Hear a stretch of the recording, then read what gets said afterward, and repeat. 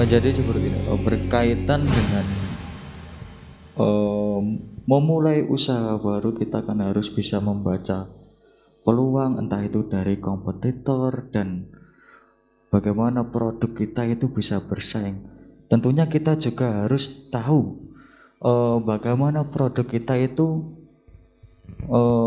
memiliki dasar hukum yang kuat dan bisa dipertanggungjawabkan di kemudian hari. Mungkin Pak Nur Samsinya bisa langsung menambahkan nggak apa-apa ini Pak, tentang materi yang akan jenengan sampaikan. Kita ngobrol bebas. Nanti kita disambung sama Mas Alfredo-nya juga. Kita ngobrol bersama, maka nanti akan menghasilkan kesimpulan di belakang acara nantinya. Monggo Pak Nur Samsi dari mengenai bagaimana produk kita ini bisa memiliki dasar hukum dan kita juga sebagai seorang pengusaha agar mendapatkan kepercayaan, oh ini loh usaha saya sudah berbadan hukum dan saya usaha ini sah di mata negara dan agama baik masyarakat kayak gitu. Monggo Pak Nur Samsi bisa.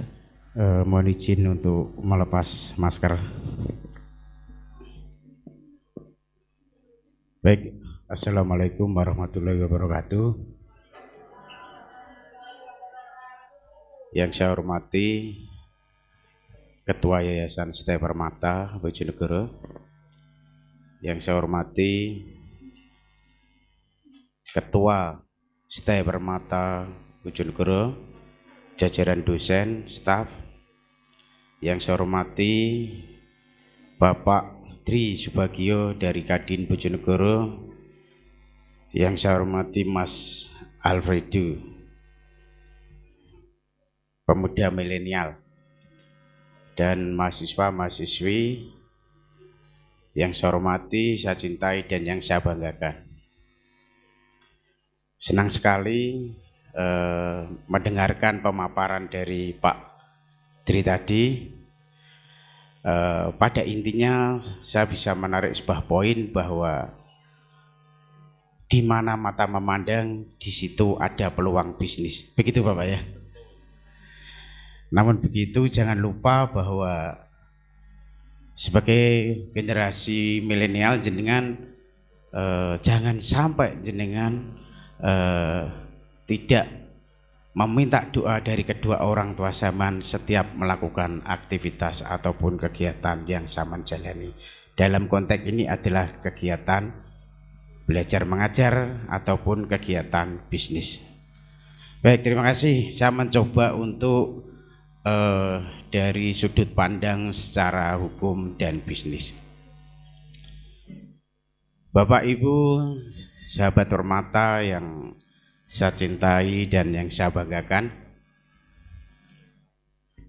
berbicara hukum bisnis, hukum dan etika bisnis, tentu kita akan melihat bahwa di situ ada kata hukum, ada kata bisnis, dan juga ada kata etika. Berbicara bisnis, tentu ini adalah bagian integral dari kehidupan kita sehari-hari.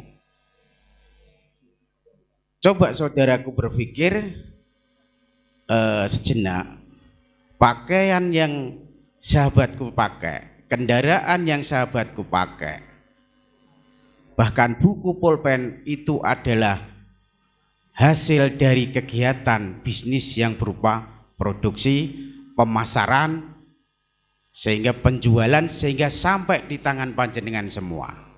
Termasuk mic yang saya pegang ini juga hasil dari kegiatan produksi. Begitu Bapak ya. Nah.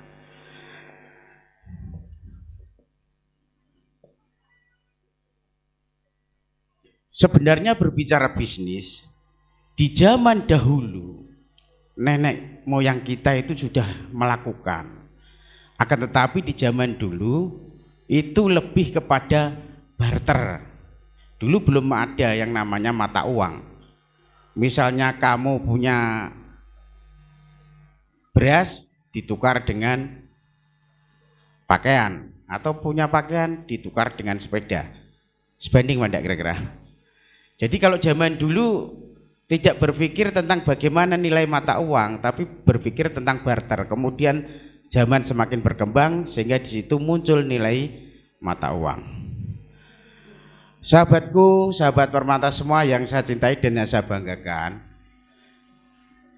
tadi disampaikan oleh Pak Dri bahwa jenengan semua sebagai generasi milenial harus belajar belajar untuk bagaimana menjadi seorang wirausahawan, harus belajar menjadi pelaku usaha, gitu Bapak ya, harus belajar menjadi pelaku usaha, harus menciptakan yang namanya peluang bisnis.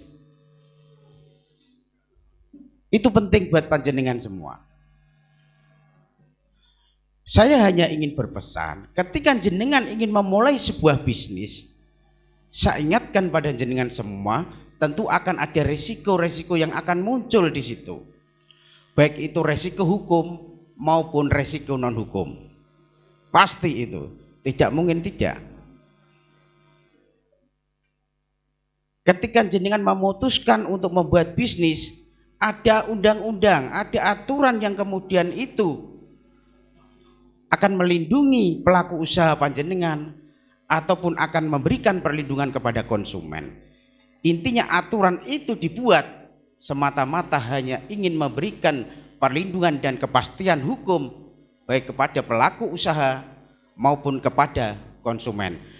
Baik kepada pelaku usaha dengan pelaku usaha yang lain. Tentu di situ juga diatur dengan undang-undang. Satu contoh adalah undang-undang larangan praktek monopoli dan persaingan tidak sehat. Undang-Undang nomor 5 tahun 1999.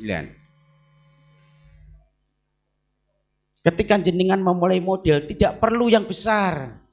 Tadi disampaikan, modal tidak harus uang, tapi tenaga dan pemikiran jenengan bisa menjadi modal bagi jenengan. Namun saya ingatkan ketika jenengan mau merintis sebuah bisnis, tentu jenengan harus tahu kira-kira bentuk badan usaha yang mau saya buat dengan partner bisnis saya itu seperti apa. Apakah hanya cukup dengan badan usaha yang tidak berbadan hukum atau badan usaha yang berbadan hukum? Tentu ini memiliki konsekuensi hukum yang berbeda-beda. Ketika jenengan lebih memilih badan usaha yang berbadan hukum, maka di situ ada pilihan perseroan terbatas, atau jenengan mungkin lebih memilih kepada koperasi. Dan kemudian ketika Anda lebih memilih perusahaan yang tidak berbadan hukum, di situ ada pilihannya adalah persekutuan perdata, firma, CV, usaha dagang dan lain sebagainya. Semua ada perangkat dan norma hukum yang mengatur setiap kegiatan sampean. Apa kelebihan dan kekurangan ketika kita memutuskan untuk memilih badan usaha yang berbentuk berbadan hukum? Di situ ada kejelasan pembagian kekayaan. Artinya kekayaan badan hukum, karena disebut sebagai badan hukum yang merupakan subjek hukum, tentu dia memiliki pemisahan yang tegas antara harta pribadi dengan harta perusahaan. Meskipun kita tidak menginginkan katakanlah perusahaan kita itu jatuh, namun segala risiko tentu tak dapat dihindari.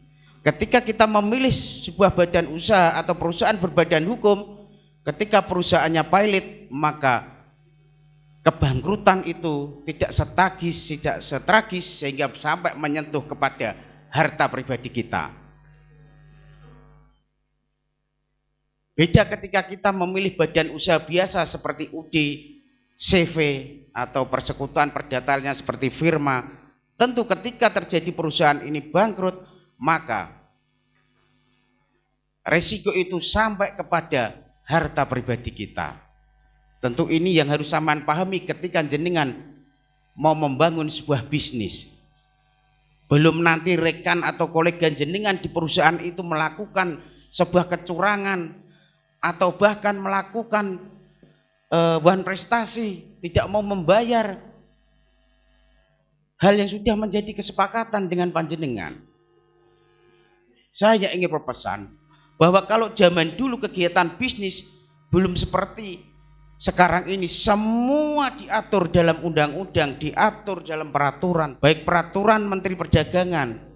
Terkait di situ ada yang namanya, kalau dulu di tahun sebelum 2015 begitu besarnya pakaian bekas dari luar negeri membanjiri pasar di Indonesia. Kemudian Menteri Perdagangan di tahun 2015 mengeluarkan larangan pakaian bekas. Meskipun toh sekarang masih ada 1-2, tapi regulasi itu sudah diatur oleh pemerintah. Jadi panjenengan ketika memulai usaha sekecil apapun, sedapat mungkin jenengan harus paham hukumnya seperti apa. Karena hukum itulah yang akan memberikan perlindungan kepada pelaku usaha dan kepada konsumen. Di negara kita, konsumen juga ada perlindungan hukum. Di situ ada Undang-Undang Perlindungan Konsumen, Undang-Undang Nomor 8 tahun 99. Ketika konsumen merasa dirugikan atas barang yang dibelinya ternyata tidak sesuai dengan apa yang tertulis di label produk. Padahal kita sudah membeli sesuai dengan harga yang disepakati. Sementara barangnya tidak sesuai, tentu kita sebagai konsumen yang dirugikan. Di sini juga muncul etika pengusaha yang kurang pas. Bagaimana seorang pengusaha itu wajib beretika di dalam dunia bisnis. Karena apa? Karena untuk menjaga harmonisasi antara pelaku usaha, karyawan, konsumen, dan stakeholder yang lain. Bayangkan seorang pengusaha melakukan PHK tanpa memberikan sebuah pesangon kepada mantan pegawai. Ini adalah pelanggaran etika hukum. Bagaimana seorang pengusaha kemudian menjual produk yang sebenarnya isi atau volumenya itu tidak sesuai dengan yang sudah disampaikan kepada calon pembeli. Jadi jenengan semua katakanlah sebagai seorang pelaku usaha, jadilah pelaku usaha yang baik dan mengerti hukum. Sebagai konsumen, jadilah konsumen yang pandai, konsumen yang cerdas dan mengerti akan hak dan kewajiban panjenengan sebagai konsumen. Intinya sekilas itu yang saya sampaikan. Sekali lagi saya ingin mengingatkan bahwa jenengan sebagai seorang pelaku usaha, jadilah pelaku usaha yang mengerti hukum, mengerti etika. Karena dengan itu tidak hanya menjamin harmonisasi pelaku usaha dengan konsumen, dengan pelaku usaha lainnya, dengan stakeholder yang lainnya. Sebagai seorang konsumen, sebagai seorang karyawan, lakukan sesuai hak dan kewajiban panjenengan. Niscaya perusahaan di mana jenengan bekerja akan menjadi perusahaan yang maju. Ketika jenengan sebagai konsumen, ketika jenengan mengerti apa yang dimaksud dengan hak dan kewajiban panjenengan, maka disitulah sampean dikategorikan sebagai konsumen yang baik dan cerdas. Mungkin sekilas itu yang saya sampaikan, barangkali nanti bisa berkembang di wilayah diskusi. Monggo Mas, terima kasih atas waktunya. Wassalamualaikum warahmatullahi wabarakatuh.